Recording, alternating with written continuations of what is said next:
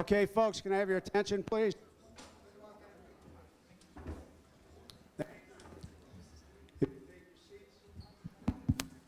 Okay, thanks. First off, I want to welcome everyone here to Garfield Heights, and we are very proud to be able to host this town hall meeting for County Executive Ed FitzGerald. We're very proud to be a part of the new program, the new county government, and we're looking forward to hearing some of the things he has to say. Before we get into that program, though, I want to mention a few dignitaries that are here. First off, we have State Representative John Barnes. John, you're here. Okay, we have Council District 8.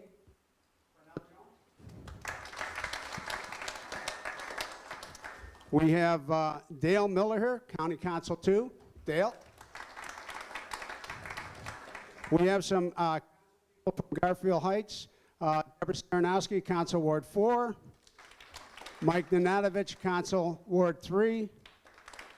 Tracy Mahoney, Council Ward 6. Joe Suster, Council Ward 5. We have candidate Elving Otero from Ward 7. And we have Mike Dudley, Councilman from Ward 1. Okay, thank you very much. First off, as I said, you know, we're here tonight to listen to some of the new programs that the new county executive, Ed FitzGerald, is putting together. And I can tell you that I've had an opportunity to sit down and listen to some of his programs, and I'm very excited that this county is going in a new direction. And this direction is going to be a good direction for all of us. It's going to be great for Garfield Heights. It's going to be great for the entire county, I hope, anyways.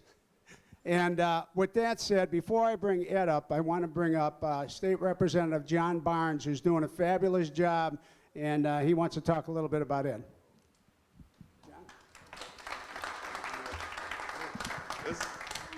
John? My partner in crime up here in the business of government, and distinguished members of the City Council, County Council members. It's an honor to be here this evening and come home and welcome our county exec.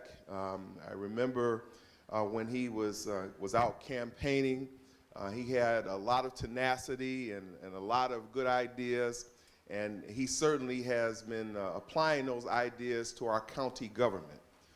It was extremely important for us to have someone in office that would begin a healing process that was so important for Cuyahoga, not only Cuyahoga County, but all of northern Ohio.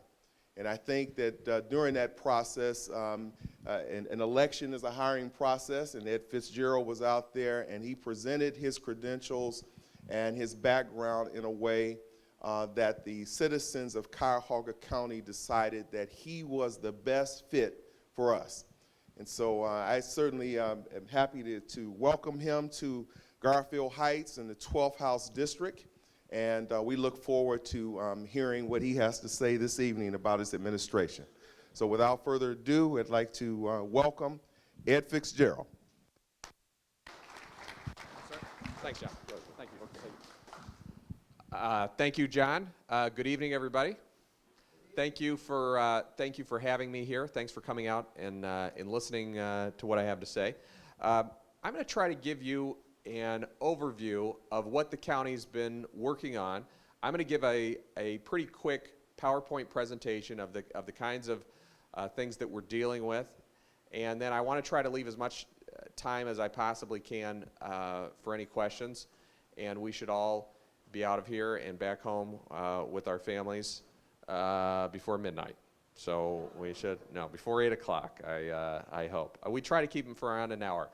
There's some folks that we have from my administration that are here that if there's a question, I just want you to know, if there's a question that you don't necessarily want to raise in front of everybody else, you can let my staff people know afterwards. If there's an answer or a question that I don't know the answer to, I will take as much information as I can, and then we will try to get an answer for you. So we have some people here from law enforcement, county law enforcement. We have some people here from Health and Human Services, and also a couple other staff people that we have here. So if there's any questions you have like that, either during the presentation or after, we'll try to get you an answer if we can't get you an answer tonight. I like to start these presentations, and by the way, we've been doing these, I don't know, I think this is our 5th or 6th one. We do them every month, and there are 11 county council districts, and we do them once a month. I will probably take the month of December off, but other than that, we'll do them once a month. And so we'll be back here next year. It may be, or we'll at least be back in this council district. We may or may not be back in Garfield Heights. But we've been all over the place. We've been in West Park, we've been in Shaker, we've been every place in between. So we're happy to be here in Garfield Heights. And I know Mayor Kalova pretty well.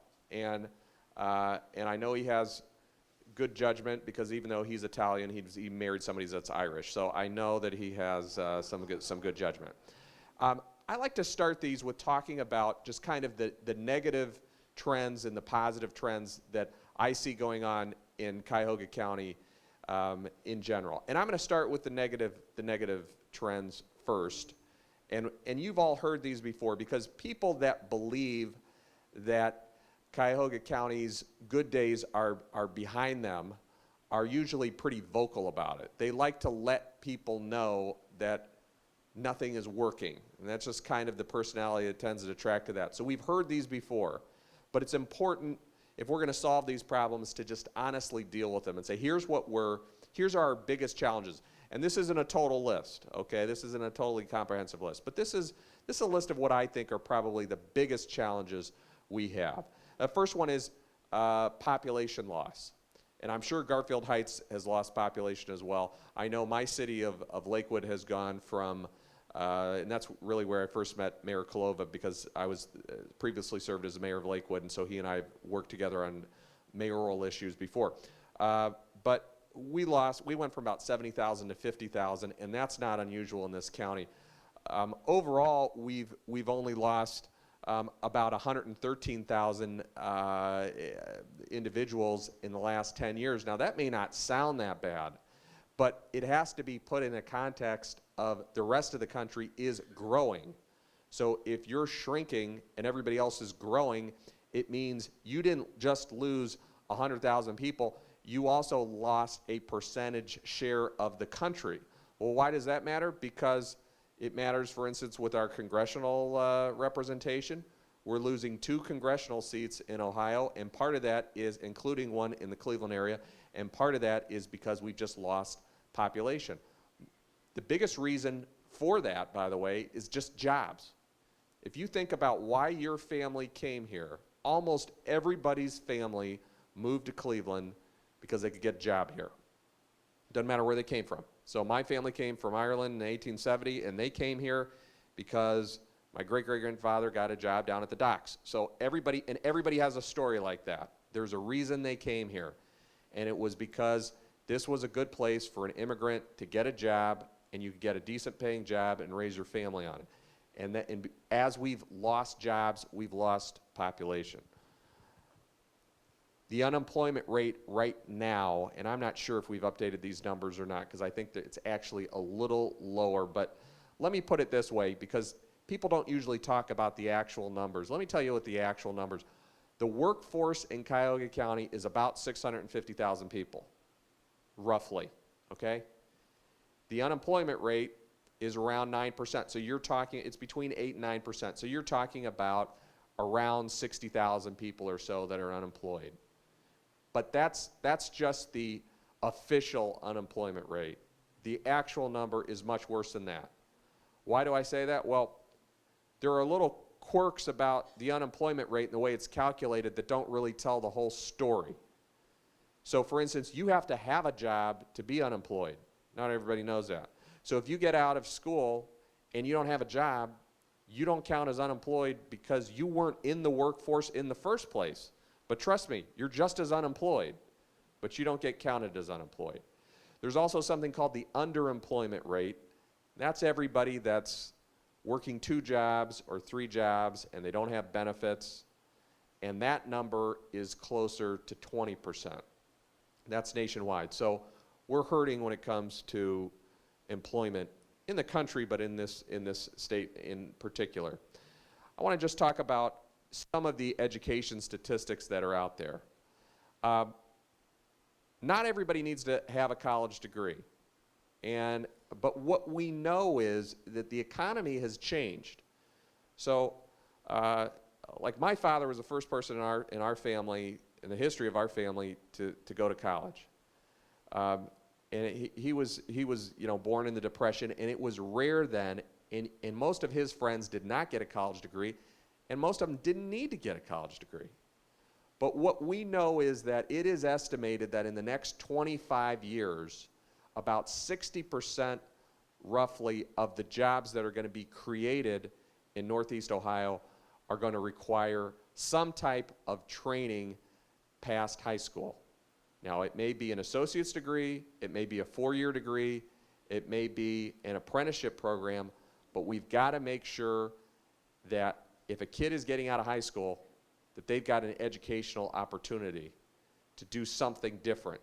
Maybe vocational, it may be 2-year, maybe 4-year, but we've got to give them an option to do that. And what we know is that right now, our numbers, first of all, our numbers in this country are pretty lousy, but our numbers in Northeast Ohio are lower than the national average. And that means that when a company is trying to decide where they're going to move, they're going to be less likely to come here because they're going to look at our workforce and they're going to say, that workforce does not have the skills that I need to move there. So we've got to do a better job when it comes to education. Foreclosures, I'm going to try to go a little bit quicker through this, but we all know there's a terrible foreclosure problem in the country, and Cleveland was hit as hard as any of it. There's areas of Cleveland that were almost completely emptied of people because of foreclosures, especially in the Slavic Village area. Corruption scandal, I'm just mentioning that. You may have heard of it, by the way, but it's been going on almost nonstop for 2 years. The good news is none of it is recent in terms of what we've been doing in the last 9 months. So that is improvement. But look, when you've got all these other problems, that's when you need government to kind of have its A game. All right, that's when you need government to be hitting on all cylinders. And if your government is spending a lot of their time, or your elected officials are spending a lot of the time trying to figure out whether they're going to get probation or not, or how much time they're going to get, they're not going to be focused on what we need to do. So it was a huge distraction, not to mention the fact that it helped create a national reputation for Cleveland that we don't need. Because again, when we want to market this area as a place where people want to stay and raise their family, having stories in the paper every single day about public officials who sold out for money is not helpful. I need my reading glasses. State budget cuts. This is, and I don't make any bones about this, I don't care whether you're Democrat or Republican or Independent or Libertarian, that doesn't matter to me. It might matter to me, but I'm not going to express an opinion on it but tonight. But here's what I will tell you, whatever political party you are, this state government is the most hostile state government to local government that we have ever had. Mayor Kalova knows I'm right. Representative Barnes has to deal with it on a daily basis down there. Why do I say that? We've never had state cuts to local budget like we have right now. We've never had anything like it. The local government fund, which is our share of state tax resources, we've had that since about 1934. It has never been cut the way they've cut 50% of it. And I have to get on my soapbox here for a second. We all know there have been all kinds of bailouts that people have heard about. The banks were bailed out. Insurance companies were bailed out. This was the biggest bailout in Ohio history. But it was a bailout where state government bailed themselves out at the expense of county and local government and school districts. So they didn't really become more efficient. They just took away our tax dollars. And they said, here, you deal with it. I mean, can you imagine, let me put it this way. The county has its own budget problems. If I had said to Mayor Kalova, oh, I'm sorry, I'm just going to cut all of our services that we do for Garfield Heights. That's how I'm going to solve my budget problems. I don't know what his reaction would be, but I don't think he would have given as friendly of an introduction as he did tonight. But we are not solving our budget problems that way. I'll tell you later how we're doing it. But that has made all of these other problems just even more difficult. But look, let's talk about some good things that we have going on in the county. World-class medical institutions, we know that, between the clinic and Metro and university hospitals. It's also a huge part of our economy. We still have a great private sector, which is growing, especially in the tech area. We have great education institutions. We don't have as many people going to them and graduating as we should, but we have a great community college in Tri-C. It's one of the best in the country. We have Case Western, Cleveland State, Baldwin-Wallace, the list goes on and on. So we have a lot of assets there. We're in a great location, we know that, between Lake Erie, the lakefront, the park system. We have the cultural institutions that we have in this county, between the theater district we have. Not everybody knows this, it's the second largest performing arts district in the Playhouse Square area in the country. Second largest in the country. Cleveland Museum of Art, the orchestra, all of these cultural institutions, they compare to places like Chicago and Boston or anything else. They compare to cities that are much, much larger than we are. And then we just have great people here. We have a lot of talent here. We have a lot of different kinds of people here, different races, different ethnic groups. That's a strength. Now, our goal in getting to kind of what our goal is in county government, when you look at all the negative things on that side of the chart, and then all the positive things, we want to take county government, which is on the corruption scandal, and we want to take it to the other side of the balance sheet so that it's one of the things that you can actually say that you're proud of, as opposed to another problem. I'm going to go quickly through this. I know it's probably hard to read from where you are. This basically just tells you in a big picture way where our money comes from and how much we get. We get about $1.2 billion. That number is made up of a lot of state and federal funding that we're kind of a pass-through for. We don't necessarily touch the money. We kind of route it to a person that might be have a right to have that money. Our biggest sources of money or revenue are basically, we get some money from the federal government, we still get some money from the state government, we get money from sales taxes, and we get money from property taxes. One of the reasons that the county has been in a tough economic position is because of the state cuts I already mentioned. We're absorbing federal cuts. Sales tax is up recently, but it's down from 20 years ago even, and property tax, of course, has also gone down because of property values going down. So what do we spend it on? The court system is huge. We have to fund the entire court system. That's $300 million. Social services, $500 million. General government, which includes everything from the engineer's office to the recorder's office, auditor's office, medical examiner's office, all of that basically makes up the rest of it. We spend a pretty tiny amount. It's only about $13 million right now on economic development. And that number, I want you to keep that number in mind. It's only $13 million on economic development. To give you some kind of idea about how much money that is compared to what we spend elsewhere, we spend about $50 million just on foster care, which is an essential service.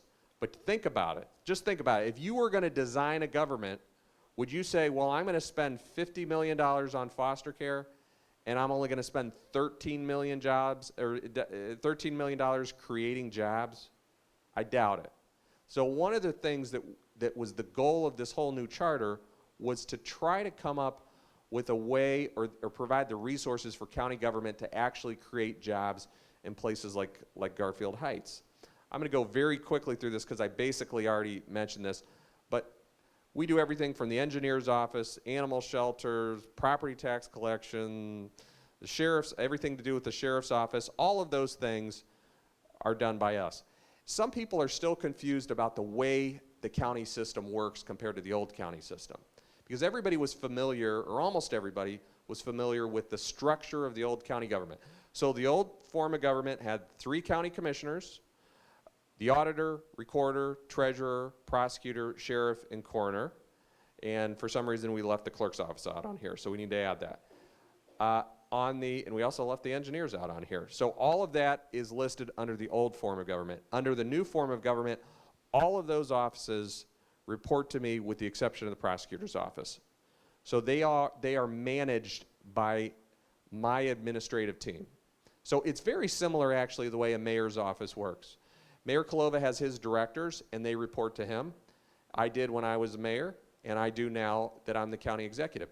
And just like the mayor has a city council that he reports to, and I'm sure he takes their advice on everything, right? He listens to them. They tell him exactly what to do, right, Mayor?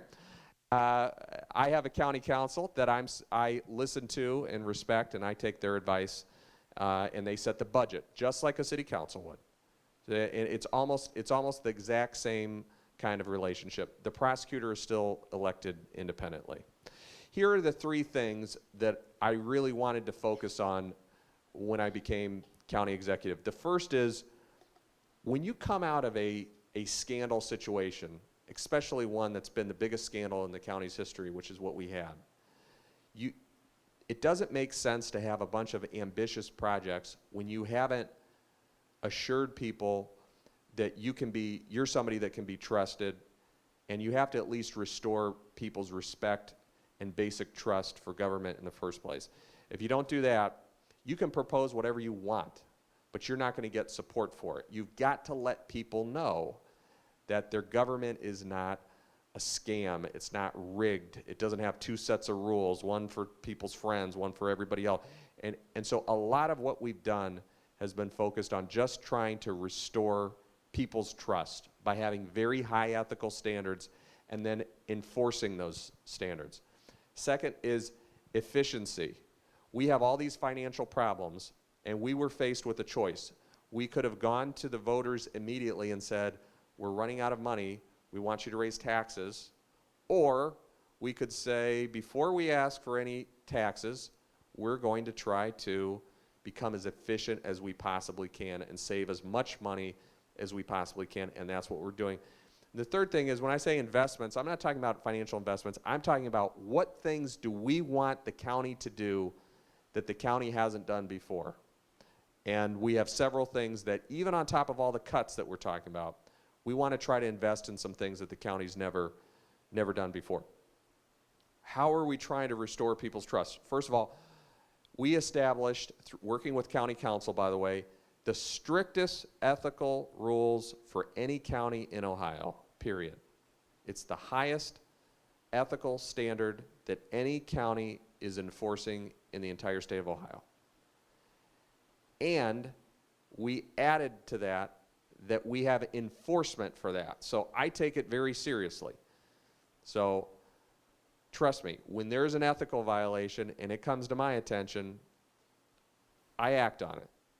And I don't care who the person is, I don't care who they're related to, I don't care what they did politically. Let the chips fall where they may.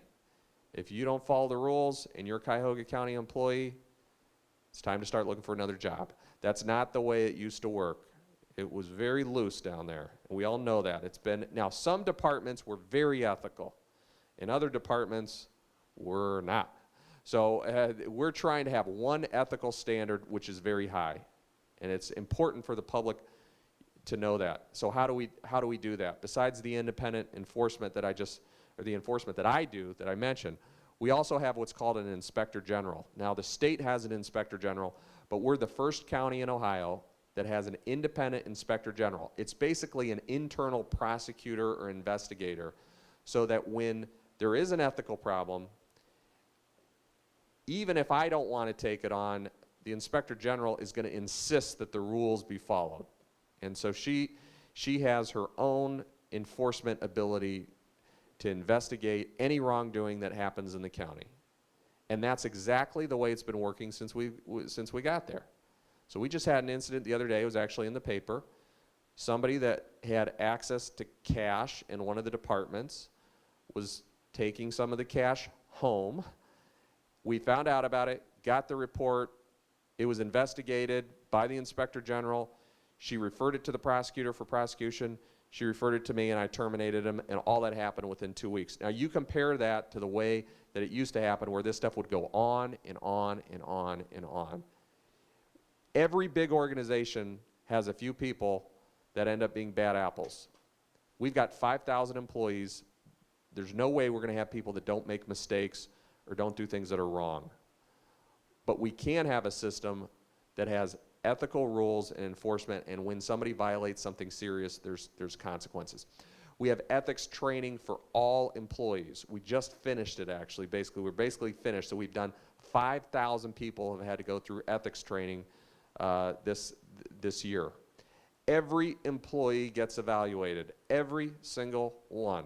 Some of you may not think that's a big deal, or you've worked in jobs where you always got evaluated, but that wasn't the way it always worked in the county. Some departments evaluated employees to try to figure out who was doing their job and how well they were doing it, and we had people retire from the county after 30 years with only 2 pieces of paper in their personnel file: the day they were hired and the day they retired. Nothing in between. Good employee, bad employee, who knows, right? Because they weren't evaluating what they're doing. And you can't have a system where you expect quality work if you don't evaluate people. Ethics training for vendors. If you were the first county in the state that has mandatory ethics training for anybody that not just works for the county, but wants to do business for the county. So if you're part of a business that has gotten a contract from the county before, first of all, we're going to have a competitive bidding process to get the contract. You're not just going to get it because you know somebody. And secondly, you're going to have to go through ethics training as well. And the last thing, I already mentioned the independent enforcement, but transparency, all I mean by that is we try to do all of our financial transactions right out in the open. You want to see where we're spending money, you can go to our website, you can see it. All of our meetings are in public. The contracts, whenever possible, we have a competitive process for them. Let the best person win. Efficiency. I'm going to go quickly through here because I don't need to go through all this, but let me just give you a few statistics that I think are important. One is, as I sit here today, I think it's September 28th, as I stand here today, we have 300 fewer employees than we did on January 1st. Every single month, our payroll has gotten smaller and smaller and smaller. And it's going to be smaller next month. And it's going to be smaller the month after that. And some people say, well, what's the purpose of that? Well, the county, in some departments, the county was understaffed, but in a lot of departments, it was just overstaffed. We had too many employees in certain departments. And in this day and age, we just couldn't afford it. We just could not afford it. So we have been going through department by department, and we're taking our time. We're not slashing them across the board, but we're going through department by department. That's what, when it says county stat, that's what that talks about. That's a process that we use to try to say, okay, what's the best way that this service can be provided? And let's look at, let's say, 10 counties across the country, and which one does the best job with the fewest number of people, and can we replicate that in this county? And if we can, we'll do it. And that's the way our process works, and it has been working. A couple of other things I just want to mention to you that we're working on to save money. One is a building consolidation process, and you're going to hear a lot about this in the next few months. The county owns or leases about 50 buildings. Some of them you probably would have heard of, like the Ameritrust complex. We all heard what a great deal that was for the county. It's for sale, by the way, if anybody wants to buy it. Some of them are small buildings that you've probably never heard of, but we pay millions of dollars to maintain these buildings, between utilities and security and maintenance and rent, and we are going to consolidate those. Now, we're not going to consolidate them all into one building, but we don't need 50 separate buildings, and that's going to save the county a significant amount of money. Now, what are the things that we want to invest in the next 4 years? I'm going to give you 4 things, and this isn't everything that we're doing, but 4 things that we're going to invest in. Number 1 is, when we spend money on social programs, and we spend a lot in this county on social programs, we want to have more of an emphasis on money that is spent at the beginning of a child's life in the early childhood phase of life, from the day they're born until 5 or 6 years of age. Why is that? Because we know that the kind of support and services that a child is able to get at that point in their life will have a bigger impact than anything else you can do for a child that's 10 years old, 15 years old, etc. We know that that's the investment that every study shows makes the biggest impact. And our poverty rate has gone up in this county, but especially our child poverty rate is just unacceptably high. So we've got to make an emphasis on that. So the state unfortunately has cut some of that money, and we're trying to restore some of that money. Because you have a huge gap between kids in this county, depending where they grow up. So you have kids that are starting kindergarten, and they only know 500 words. You have other kids that are starting with 5,000 words in terms of what their vocabulary is. And that difference is the biggest single predictor of what's going to happen to that kid for the rest of their life. Now, it doesn't mean we won't try to work with a kid that's 10 years old or 12 years old or 15 years old, but we know that if they get off on the wrong start in the first place, it's very hard for them to catch up, and the school system is going to spend hundreds of thousands of dollars on that child just trying to get them to catch up to where they should be. So we're going to have, we have already had, but we'll continue to have an increased emphasis on that. College access, as I said before, and this is actually in the county charter. The county charter requires that we have a program to try to make college access easier. So we have been working with county council. We've been talking to Cleveland State and the mayor of Cleveland and Baldwin Wallace and Case Western. The list goes on and on. We want to try to make this one of the best counties in the United States for a kid that wants to go to college.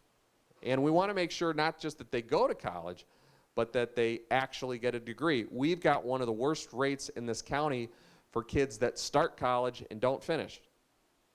I mean, it's better to start college and do a semester or two than do no college, but our goal is to try to increase the percentage that actually persist in getting an associate's degree or a 4-year degree.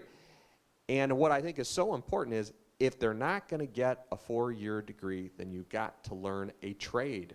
You've got to learn a trade.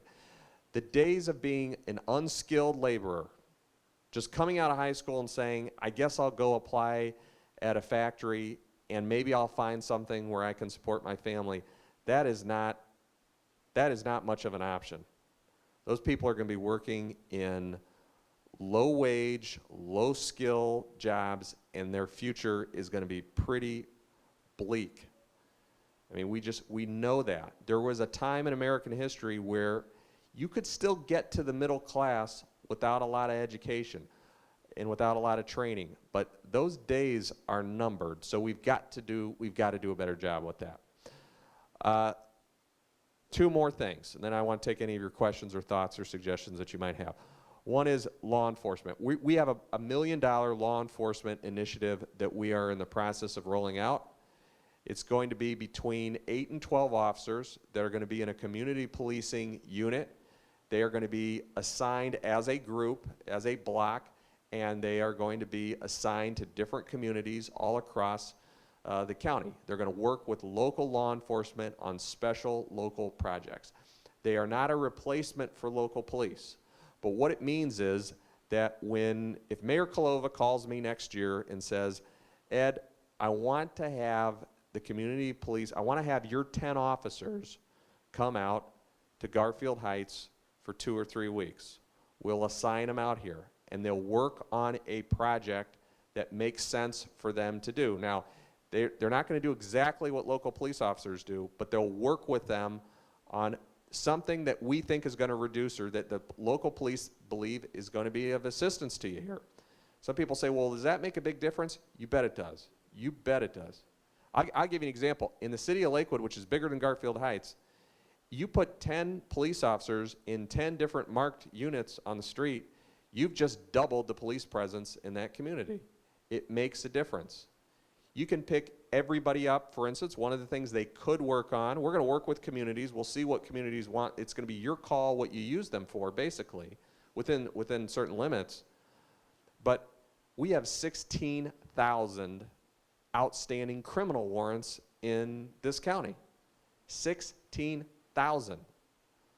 So that's one thing they can do. They can make sure that everybody in Garfield Heights that's got an outstanding warrant or a court warrant gets picked up. They can run radar if you want them to. They can just do community policing activities to be visible. They can look at, they can do assistance in burglaries. If there's a certain rash of burglaries in a certain area, they can provide extra surveillance for that area. If there's a special, there's an area of the community where there's some drug dealing going on and you want to do a sweep of it, they can assist with that too. Does it work? It does. We used it on a pilot basis earlier this year where there's a community that asked us to send about 5 police officers down because they had a certain area where there was a rash of home break-ins and they didn't have the police force to really do a surveillance. I used to be in law enforcement. Surveillance may look easy on TV, but as the officers here can tell you, it's very labor intensive. I know on TV they just show up and then the crime happens right away. It means you're sitting there and waiting and waiting and you're waiting 24/7. Within 48 hours of us sending additional police personnel, we had the arrest of the perpetrators that had done a whole string of burglaries. It makes a difference.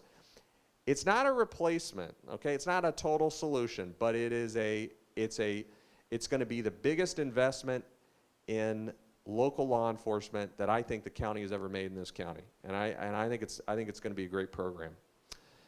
Economic development. I was talking about this with your mayor earlier today. We have 59 different cities in Cuyahoga County.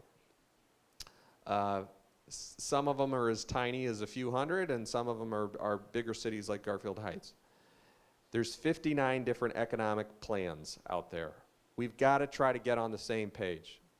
We've got to try to figure out what can the county do to help Mayor Kalova and his administration and council here. What can we do to help you with your economic development plans?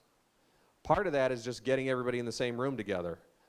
But I don't want to just give you free advice. I want to bring some money to the table. I want to bring some money into Garfield Heights to support projects here. So we're floating a bond issue. And we're not raising taxes to do it, but we're floating a bond issue that's going to be about there's going to be about $100 million worth of funding for local economic development projects. The vast majority of it is going to go to local businesses. They're going to be small and medium-sized businesses that will get some funding from the county, but in return, they have to agree to hire more people, and those jobs have to pay a decent wage. And it's going to have to be something that fits with your community. Now, is $100 million a lot of money? Well, I told you before, that's going from 13 million to 100 million. So it's almost 10 times what we were doing before, and it's more than any other county in Ohio. So I hope what you're getting the message here is that we got a lot of challenges here, but we're really trying to do more than the county has ever done. We can't do it all. I mean, we have to have partners, private sector, public sector partners, but we're really working on it. And there's some reason to be optimistic about the local economy. We've got about $5 billion worth of projects that are going to be built in Cuyahoga County in the next 5 or 6 years.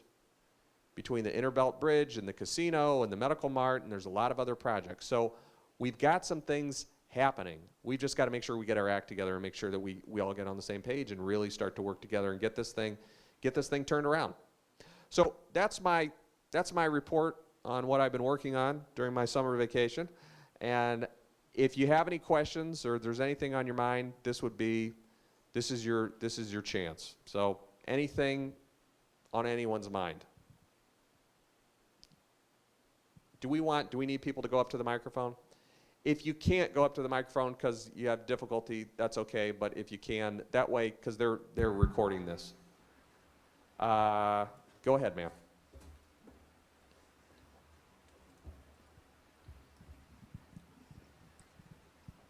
Hi, Mr. FitzGerald. Thanks so much for giving me the opportunity to speak with you. Sure. Am I okay with the microphone? You sound good. My concern is with campaign finance reform. My name is Lois Romanoff. I was on one of the transition committees to write a proposal for campaign finance reform. I know that a report was submitted, I believe in August, from the Ethics and Rules Committee, and there was some concern that some of the limits, the campaign finance limits, were too high on that. And I'm wanting to make sure that the county council and yourself are aware of the report which we wrote and which we submitted and is online for you to read, where the limits are considerably lower and public campaign financing is also recommended. And I was wondering if you were aware of that report. Yes, I am aware of it. Philosophically, I'm for public financing. I can tell you that. I'll tell you why. Because there's no more source of mischief in government than political contributions. Right. Now, some people don't like public financing because they say, I don't want my money going to support a political campaign. But here's why I think that's mistaken, because your money is going to support political campaigns. It's just not coming in through contributions. Right. There's so much spending that happens in Washington or Columbus or elsewhere that only happens because of a political contribution. And we all know it. Now, sometimes people get charged with that criminally, but usually they don't. So, the country loses billions and billions and billions of dollars, not because we're financing people's campaigns directly, but because spending is driven by the contributions. That is the ultimate solution. Now, what is more complicated is, what should we be doing here locally? Is it practical for a county, one county out of 88 counties in the state of Ohio, to have a separate system? And I don't know that it is. I'm open to talking about it. I don't know that it is. Because, see, what that does is, one of the things that it does is, we operate in a state political environment. The governor, if we have restrictions on us that the governor in the state offices and the state legislators don't have, it means they're playing under one set of rules and we're playing under another set of rules, and that has a real effect. I would be totally in support of a statewide initiative to have public financing like they have in Arizona, for instance. Or Maine. Or Maine. And I think Or Massachusetts, Connecticut. Vermont, I think, is talking about it too. I'd be all for it. I'd be all over it. Now, whether or not it makes sense to do it city by city or county by county, I'm more skeptical of. One other thing real quick that is a complicating factor in this whole thing. The court system has not been the friend of campaign finance reform, as you probably know. The U.S. Supreme Court has been particularly terrible because they have made basically unlimited corporate donations, anonymous corporate donations, by the way, legal. And that is throwing a bunch of money into the system that I think is corrupting the entire system, that I think really threatens, I really think that threatens what democracy is all about. So I'm very concerned about what our even court limitations are. You know, the Ohio Supreme Court has been pointed out nationally as one of the most influenced courts in the country by corporate donations. Yes, So I we know have a that. lousy record with this kind of stuff. Let me tell you one other thing that really, so in other words, my point with that is, you can limit what the candidate can do, but we've got to make sure that if the candidate can't raise money in a certain way, does that mean that the corporation can't raise money in a certain way? So as bad as, even though it's not ideal to have a candidate raising money, if you take the candidate's ability to raise money away, but you don't take the corporation's ability, you run the risk of aggravating a circumstance where the corporations already have too much interest. Let me just bring up one other point quickly. And I know this from personal experience. When I ran for mayor of my city of Lakewood, I spent about $50,000, and it was very, very difficult for me to raise that amount of money. I think my biggest donation was $2,500, I think. My opponent at the time raised a little over $200,000. His biggest donation was $118,000. So I have lived through this. Then when I ran for county executive, I thought that was bad, but it got worse because when I ran for county executive, I ended up spending about $400,000. And I think my biggest donation from an individual was $10,000. There was a labor union that I think donated more than that to me. But my opponents, I spent $400,000. My Republican opponent ended up spending over $2 million, and his biggest donor gave him, I want to say, about $600,000. Okay? So the problem is sometimes, and I'm open to talking. I've read the report. I will read it again. I've talked to the council members about it. I'm more than open to talking about it. What I don't want, though, and what I would not support is, I'm not poor, but I'm not wealthy. And I cannot write myself a check for $1 million. I don't want a system where I can't raise money, but another guy that was born rich or happened to get rich ends up being able to write themselves a check for $1 million plus. That I don't want. And that's the tough part that we've got to figure out. Yes, because that's what the Supreme Court ruled on this last year. The problems of matching funds, they eliminated it in Arizona. But I'm open to it. So I appreciate Thank you. I appreciate your effort in it. Thanks very much. Any other questions? Anything else on anyone else's mind? Sure. Yes, sir. Oh, Councilman, how are you? I haven't seen you in a while. Well, first I want to walk you to our great city once again, you know. I would say the best city in the nation is here in Garfield Heights. No offense to visitors, all right? My question is to you, I've seen where they're going to have the recent cuts in the Metro Health system. And I had quite a few people live in my community to utilize like Broadway, and someone goes on the Buckeye. How bad is that going to affect the services overall? And where the cuts mainly going to come from? Is it going to be like the skilled jobs such as nursing and doctors or professionals, or are they going to cut maybe from some of the board members up there? Councilman, your question is very timely. As a matter of fact, that's why the news station was here. They weren't just here to see Garfield Heights. They've been following me around all day to try to get me to talk about Metro. So they finally tracked me down today. Here's the bottom line is, almost all of the cuts are going to come from their long-term care facilities, which basically their nursing home functions that Metro does. Medicine today is a business, and they have profit centers and loss centers. So when they started looking at what their budget was for the year, they started seeing that they were losing the most money where it came to long-term care. And they're basically downsizing what Metro is going to be doing when it comes to long-term care.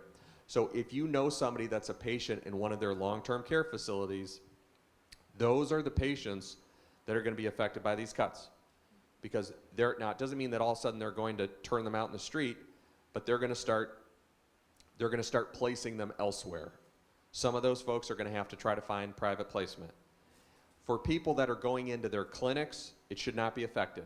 I met with the chairman of the board and the CEO of Metro today, as a matter of fact, and they assured me that a patient that's being admitted to Metro, a patient that's being taken there by an ambulance, a patient that's going into one of their suburban care centers or any of their facilities will not see a change in service. If people, that's their promise to me. We're going to try to hold them to it. So if you see something different or you see service that's affected, you let us know. We own Metro Hospital. We do not operate it. They are run by an independent board, but we do have some say over how they do their services. So that's what I've been assured that where the cuts are going to focus on. If you see different, please let me know, because we'll take that up with them. All right, thank you. Fair enough? All right. Yes, sir. Come on down, as they used to say on Price is Right. How you doing, Mr. FitzGerald? I'm doing good. How are you? Good. Gary Walski, I'm the State Vice President of Fraternal Order of Police. I'd like to know what your stance is on issue 2. Sure. I'm I am unequivocally 100% opposed to Senate Bill 5. No ifs, ands, or buts about it. And I'll tell you why. Let me tell you why. I met with Governor Kasich, and he and I were both elected in November, and we had a meeting in December, and it was my first real meeting with him. I met him 20 years ago when I was a kid, but he was, I asked him, I said, well, what's in store for Cuyahoga County, because we're going to have some financial problems. And he said, well, I have good news for you and bad news. He said, I'll tell you the bad news first. He said, the bad news is we are going to cut state funding. But the good news is you're going to save so much money on your labor costs because we're going to change the rules for local counties and cities in schools when it comes to their how they deal with their collective bargaining units. And I said, Governor, with all due respect, thanks, but no thanks. I don't need that to make government more efficient. I made government more efficient in Lakewood, including dealing with the FOP in Lakewood, and I made it more efficient in Lakewood, and I didn't make it more efficient by taking people's rights to organize away. Look, here's the way the system is supposed to work. Well, you know this better than I do. If I'm in management, I make my suggestion, you make your suggestion, and we negotiate it. And if I don't agree with it, I can lay people off. And I have had no problem in getting a lot of unions to make concessions. And the ironic thing is, here's the ironic thing is the state of Ohio would have already saved millions and millions and millions of dollars if Governor Kasich had come into office and sat down with all the unions and said, we have the biggest deficit in our history, we need you to make some concessions. Governor Strickland did that and got concessions. Governor Kasich could have come to them and said, look, I'm either going to have to lay people off or I'm going to have to, you're going to have to make some concessions. He could have gotten concessions from state workers. He's giving me something that I'm not asking for. I don't have a problem with it. I think people in this country have a right to organize, whether they're public employee or private employee. They've got a right to do it. And I have absolutely no problem with it. By the way, the state of Ohio is we're about 6% smaller than we were at the beginning of the year. The state is about 5% smaller. So we've proved again we can be more efficient without trying to, I don't want to say negotiate, by refusing to negotiate and just trying to take people's rights away entirely. One other thing I'll say about it, and that is, even if you're not in a union, and I'm not in a union, the reason I appreciate the role that unions play is because unions keep the system honest for people that aren't union workers. If you take away union labor, non-union labor wages go down. So it's not a competition between the non-union employee and the union employee. The union employee is fighting battles for overtime and vacation and health care that the non-union employee ends up getting the benefit of. So look, there's going to be a huge battle over this issue. And I've spoken out about it early and often, and I'll continue to do it. And I hope that Cuyahoga County, because I have the second biggest constituency in terms of number of people after the governor does. I mean, we're 10% of the state's population. And the fact that we're taking a different approach, I hope is an example that you can be efficient and economical and save money. You don't have to take people's rights away. And by the way, that doesn't mean we agree on everything. I didn't agree with everything that the FOP didn't agree with everything I did in Lakewood. I didn't agree with everything that they said, but I respected the process. And then let the chips fall where they may. If I win, so be it. If you win at the negotiating table, so be it. I just think that's the American way, and I think that's the way it should happen. So I'm keeping my fingers crossed that that issue 2 is going to be defeated. Thank you. I appreciate your support. Yeah, my pleasure. My pleasure. Yes, sir. My name is Gerald Woznicki, resident of Garfield Heights. Before the election for this new county government, there were all kind of rumors going around that it wasn't really worked out what their jobs are going to be. Now, one of the things I did want answered, and I have to be real, fine-tuned on it, but there was supposed to be something written up as to what you officials were legally allowed to be doing in this new form of government. Before I forget it, it was only about an hour and a half, 2 hours before the meeting that I seen the neighborhood news. You didn't have anything to notify people about this meeting, except there that I know of. Well, we did some phone calls and that kind of thing, but we can always do a better job. So if you do have some kind of legal rules that the public know what your job is, maybe you could publish it somehow that we would know what you Sure. are really supposed to be doing. Okay. Well, you're about half right. There is a county charter, just like I think Garfield Heights. You guys have a charter, right? So if you want to know what your mayor is supposed to do and what his powers are, you can look at the city charter, and it will tell you. It's just like the Constitution of the city, and it will tell you here are the duties of the mayor. If you look at the United States Constitution, it'll tell you here are the duties of the president, here are the duties of Congress and the powers of Congress. If you look at the state constitution, same thing for the governor and Mr. Barnes and the rest of the legislators. It's the same thing for the county charter. It'll say here's the county executive. Here's what he's supposed to do. Here are the departments that are supposed to report to him. For the council members like Councilman Jones and Councilman Miller, same thing. Here are what their duties are. Now, what you may have seen, though, is that sometimes the interpretation of that is up for dispute. But that's nothing new, because people dispute what the U.S. Constitution says all the time, too, and the state constitution, and my guess is they probably disputed some things in the Garfield Heights Charter, is my guess. So there's there's probably some things that could be more clearly defined. But trust me, we're not going down to the county administration building today and just saying, I wonder what we're supposed to do. I mean, we have our marching orders, we have our assignments. There is something called a charter review process where we have a committee that looks at the charter and sees if there's anything that could be clarified, like you're suggesting, and that is going to meet in 2012.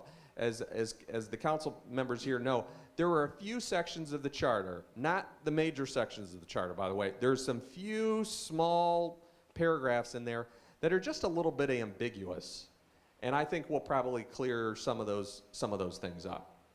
Did you have another one? Yeah, about 25 years ago, the county government was trying to get pushed through in this area regionalism. Now, I noticed when regionalism was written there, it was passed over.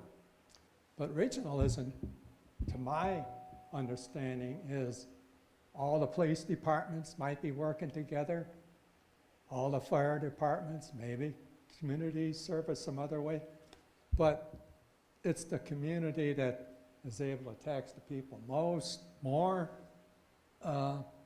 they'll be paying for it. It's really not regionalism, it's socialism or communism, if you want to say that. It's not. I wouldn't say that. Look, Well, here's what socialism. No, I don't think so. Look, here's what region, and the reason I passed it over is because I wanted to get to questions, but I had it listed under ways to save money. Let me tell you why. All that regionalism means is that you don't necessarily do every single service city by city by city by city. So if Garfield Heights decides that they wanted to combine their trash pickup service, let's say, with their neighbors, that would be an example of regionalism. If Cleveland Heights and Shaker Heights decided that they wanted to have the same police dispatch system, that is not socialism. That is having a centralized dispatch unit. And we already have services like that. So for instance, we have a county board of health that does public health services countywide, and it's done, all the cities, including Garfield Heights, they pay the county board of health to do that service. Because if they didn't, it would mean that there'd have to be a Garfield Heights public health department.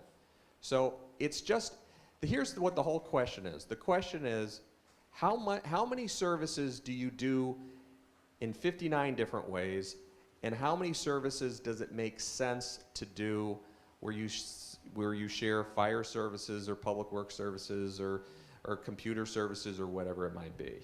And that's it. And by the way, it's not, the other reason that it's not like communism or socialism is it's not forced on anybody. If we make a proposal that has to do with combining a service, the city has to agree to it. So, you know, we may make proposals about, hey, we think this could be done more efficiently between Garfield Heights and some other cities, but that's up to Garfield Heights. If Garfield Heights wants to do 100% of their services on their own without help from anybody else, they're more than welcome to do it. If they say, you know what, we do want to combine some services, then we'll be there to try to help them with that. Well, you said, what can you do for us? Okay, money is a big problem today. Okay? And it's not like the county has a credit card. You don't have a credit card. You have taxpayers, and you go out reaching for money from the taxpayers. Well, we are the ones that are paying it. You go about, it seems to me, and I imagine a lot of other people, you're looking for programs, more and more programs. We don't need you to look for programs. Just handle what you have to have and leave the other good Joe stuff. Here I got all these programs when I was in office. We don't need that. Well, I mean, you're entitled to your opinion, but if I was saying that I was going to raise everybody's taxes to do more programs, you would have a better point.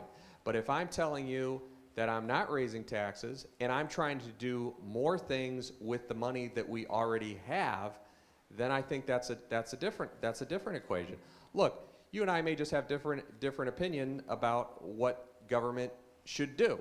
If there's a child that's being born someplace in Cuyahoga County that has nutrition that is so awful that they're going to end up growing up with learning deficiencies, you may disagree. You may say, I don't think the county should do anything about that, and I may say, I think the county should do something about it. If the county ends up giving about $1 million a year to people that need food assistance, which has gone up since this recession started by about 30% in this county because people can't get jobs to support their children, you and I may disagree about that. You may say the county has no business in that, and I may say I think the county does have business in that because I don't necessarily want those people to go without that assistance. If I say I think the sheriff's department should do more to make sure that people that are violent criminals get picked up, I may say I think the county should do more about that. You may say, no, I think we should handle it on our own. So that's what government is about.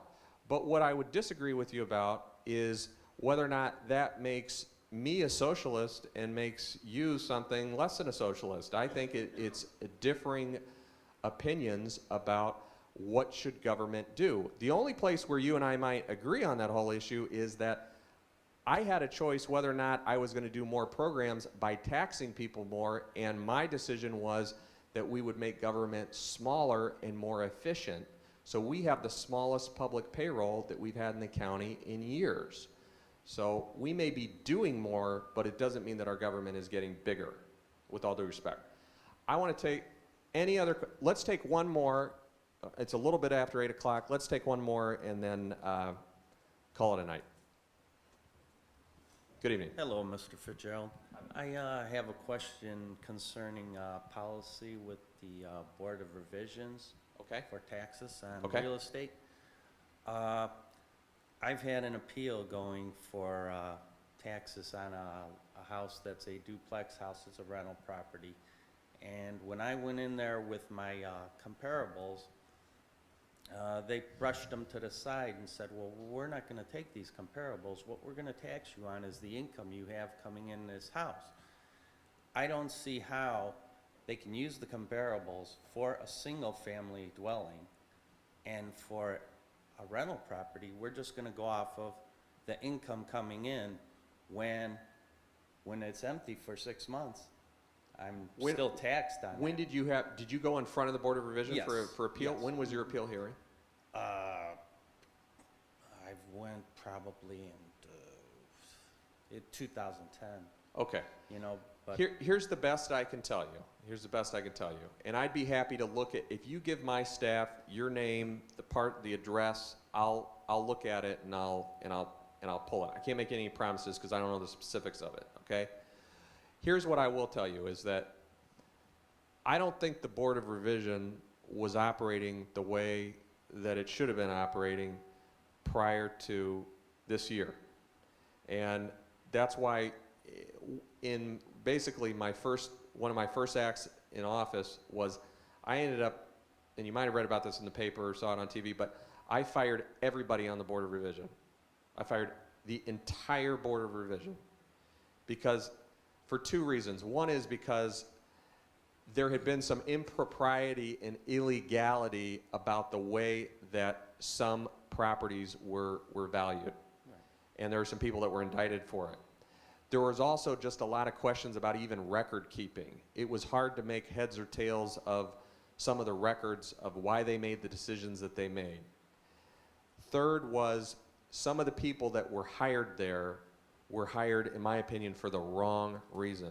They were hired because of who they knew, not what they knew. Some of them were just not qualified, in my opinion, to sit on the board. Some of them might have been qualified, but they had been kind of going along with the system, in my opinion, for too long. So I thought they had some responsibility too. And I just thought the public had lost confidence in the property appraisal system. And I said, you know what, sometimes in life, this might sound kind of extreme, but sometimes in life, you just have to wipe the slate clean. You just have to start from scratch. And that was the only department that I actually had the ability to do that with, because some departments I wasn't allowed to do that, but that department, I was able to terminate them all. I thought about it, and I decided that was the best thing to do. Now, we ended up rehiring a new Board of Revision, and all of those individuals have superior qualifications on average than the old boards did. We have heard that the decisions have gotten better. It doesn't mean everybody gets what they want. There's still people that come up to me and say, I got a lousy decision. But we are hearing that people are getting a quicker decision, because I don't know how quick your decision was, but there was a long backlog. And we ended up handling a lot quicker. I had them come in on nights and weekends to try to make sure that things got done in a timely manner. And we were hiring people that were based on their qualifications. And I think it has gotten better. The issue that you raised, I understand what you're saying. It makes some sense to me. In this housing market, there's a lot of fluctuation with real estate prices. We all know that. And yes, on the surface, what you're telling me is you generally would not compare a duplex that's a rental to a single-family home. It's apples and oranges. But I would be interested in seeing it. And if there's anything we can do in terms of filing another appeal or something like that, without promising you what the outcome is. Because part of what was wrong with the old system was politicians were telling the Board of Revision what they wanted the outcome to be. I don't do that. What I do is I try to put the right people in place. And if somebody like you tells me, hey, I got ripped off, I will say, well, I will suggest that someone looks at it. So I can't promise you an outcome, but I even though it happened before I got in office, you're still a property owner, right? You're still a taxpayer. yes. And you deserve to have your complaint taken seriously, and I will take it seriously. Well, my whole question is not just for myself. Sure. But on the policy at home. Sure. And, you know, Well, the there's- policy there's is no way that it's fair th- to put the comparables to the side and not use them. that is not the policy. It should not be the policy. As No, far as it I know, it was. is not the policy. One of the reasons that, again, we tried to get people that had a background in appraisals, and we tried to get people background that had a background in real estate law, is we wanted people that understand the difference between those things that we just mentioned. Mm-hmm. So it's definitely something I will bring up to them, because my understanding is they are not supposed to compare two properties that have different uses, which is really what they have. So if you wouldn't mind, if you want to keep your I information private, I'll understand, but if you wouldn't mind giving my staff, they're in the back there, if you wouldn't mind just giving them the information, just so I can get up to speed on it. Would Thank you you mind very doing that? much. Thank you. I want to say one more thing before you go. You've been very patient. You've listened to me talk for a long time. I appreciate it. I may not agree with all the, everything that everybody said, but I hope you understand just a couple things. One is we are working hard to make this system work. I hope that if you give us a chance, that after 4 years of doing this system a little bit differently, that if you had to list all the assets and all the challenges that we face, that you'd put county government on the different side of the equation, that you'd say, of all the things we have going in the county, we know that the county is working as efficiently and effectively and with as much honesty as we possibly can. Thanks for coming out and listening to me. Thank you very much.